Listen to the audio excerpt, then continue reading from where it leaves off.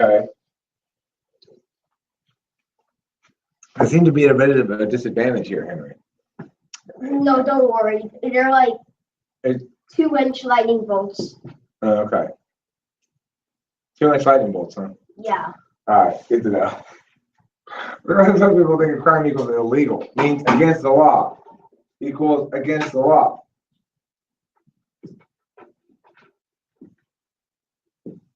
To which I said,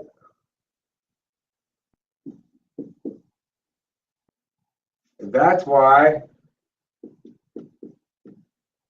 we should use my definition, because normally people are using the word wrong. People aren't saying anything meaningful.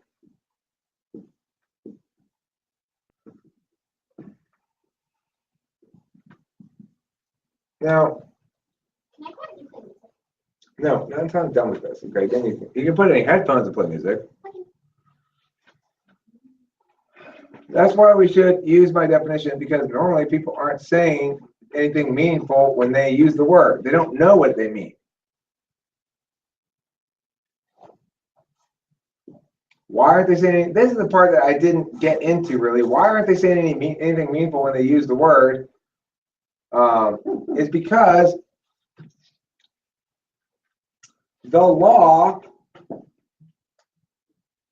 prevents, punishes, and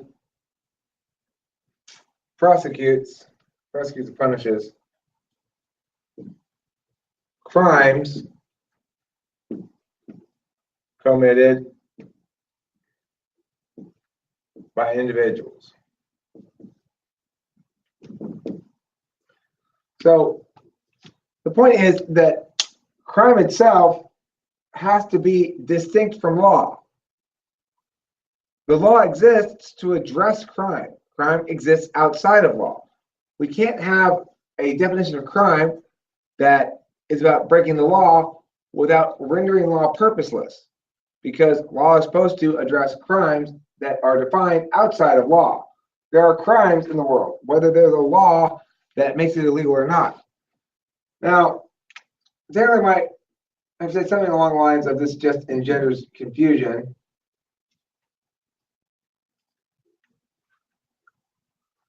Or that it doesn't matter because it's the concept of a crime versus the word as it's normally used, and we should use it as normally used for communicability. But my whole point is that people don't use to mean anything.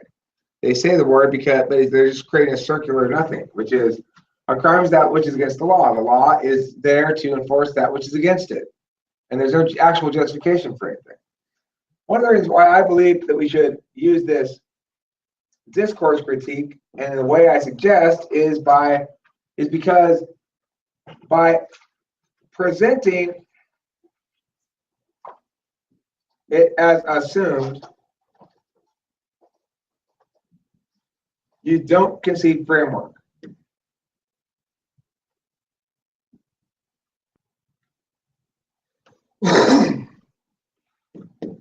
I'm not going to use the word crime incorrectly because I hamstring myself later.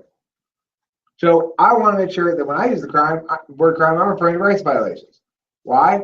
Because to the extent that people use the word crime to refer to non-rights violations, using crime as synonymous with illegal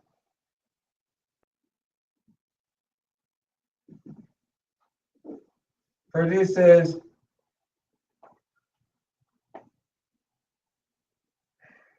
a situation where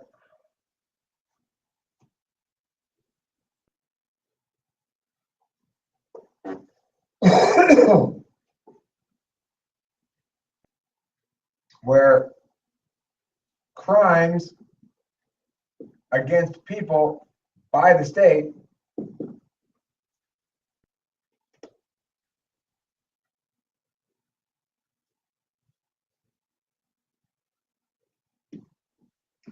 are legitimized and rendered legal.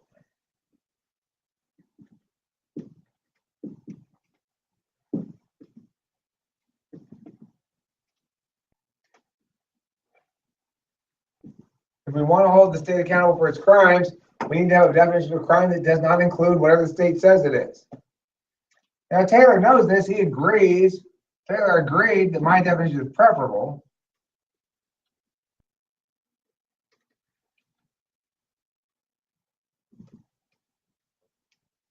But wisely, correctly points out that he didn't use the word. Basically, his final argument before we got into our last argument was, but then why? Then how? Why do we decide on a definition?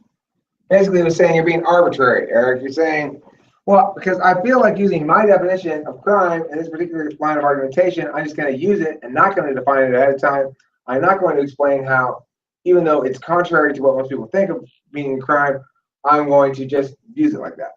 But my point is that if I use it any other way, I'm actually being contradictory.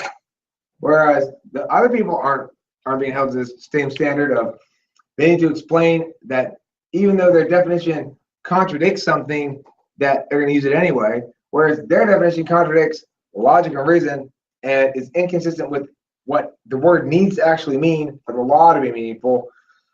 Mine's actually consistent logically with the system. It's just inconsistent with people's conventional definition of it. So if anything, the best way to do that is to say, convince other people that, oh my God, I've totally gotten that word wrong this whole time. I didn't know it meant that.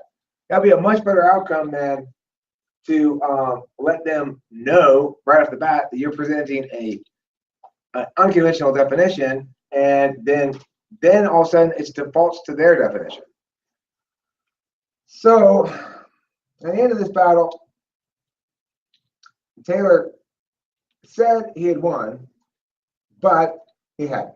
And the reason he hadn't is because it's not actually arbitrary. If it were arbitrary, it wouldn't be warranted with all this stuff, for one thing. And the reality is, it's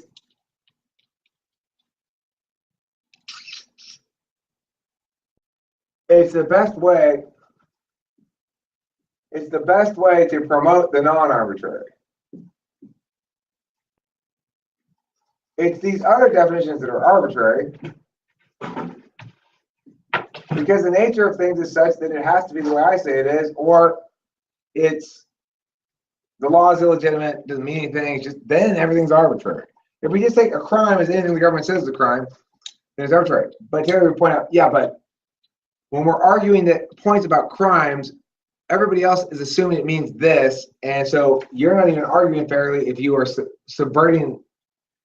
You say we're playing on a football field, and all of a sudden you go, ta-da! It's actually a baseball field. Then that's not fair in some regard.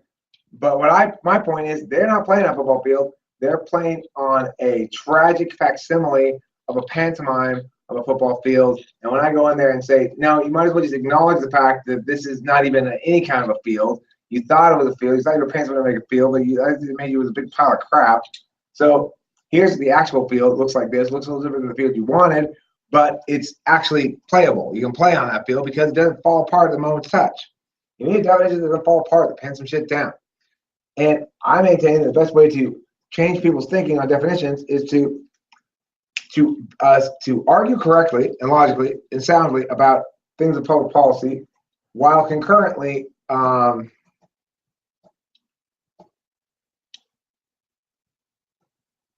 expecting the other to be capable, expecting your other to understand as well as you do as a presentational strategy, because then they have an opportunity to either step up to the plate and understand or to fail. Either way, they're going to learn something about it. Okay, so Taylor, you didn't win the argument, but you weren't exactly wrong. It's just you failed to negate the the primacy of, you fail to negate the acceptability of my decision as at least equally legitimate to your own. You fail to meet the burden of providing a preferable alternative. Your Merriam-Webster's dictionary does not withstand the same scrutiny that you apply to my definition, although it's a little bit different. The scrutiny I apply to yours is more meaningful because it's actually logically inconsistent with things we definitely know aren't crimes. We definitely know it's not a crime to accidentally break the window of a car when you turn on accident and swing the lift light. You may be civilly liable, but it's not a crime. So because we know that, we should prefer my definition since he provided no meaningful way of saying my definition is wrong. He didn't provide a counterexample like I did. If my definition stands, we should prefer my definition. But most of all, even if we shouldn't prefer my definition, the real core argument is my definition equally legitimate? And ought I use it as though it were assumed to be the case that everybody understood it as such? I've won those argument chains because his only critique of mine, his own false victim to it, and his own false victim to an additional critique that I've made of consistency with a known pinned down reality of an example of something that's an accident is not a crime, it would fall under this definition. My definition therefore should be preferred, but even if it's not, I win the argument because it's not about making my definition preferred, it's about the legitimacy of this tactic, namely doing a discourse K by manifesting the discourse K rather than by writing a shell or something, you know? Okay, so that's it. That's why I won that argument with Taylor. I was impressed. He had me on the ropes. He saw an opening when I was being fast and loose, and he jumped on it, and he hammered it pretty good. He had me fighting on ground he wanted me to fight on for a while there until I remembered what to do. You know, I had to return back to the fact that this was ultimately a top level terrain discourse K, and thus it subsumes all the other arguments. That's why I win, among other reasons. And Taylor, good job. This is gonna piss you off so much. It's gonna piss you off because you know it's true. Ain't nothing you can do about it, homie.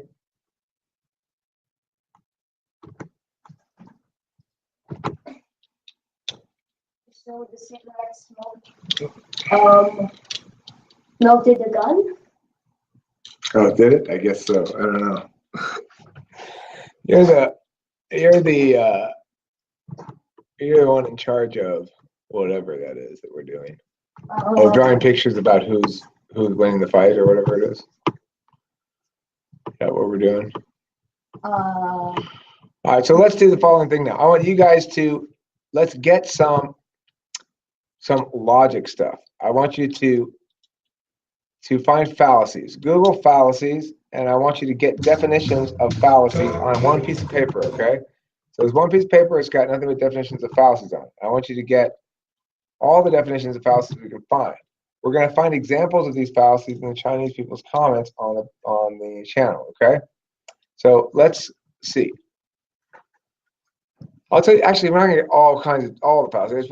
I'll tell you which one I want you to get. I want you to get, here, I'll write them down. Get me definitions for the following fallacies.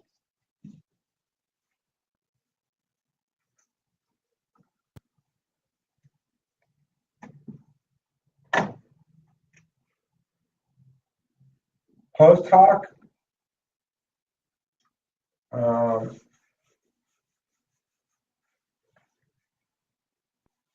inconsistency,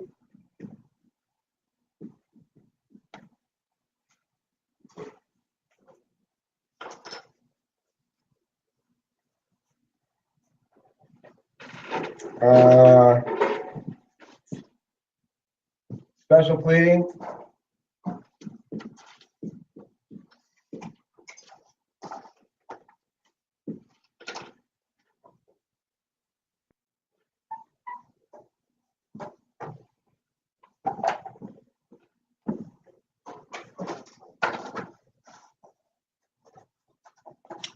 let's get false cause, confirmation bias,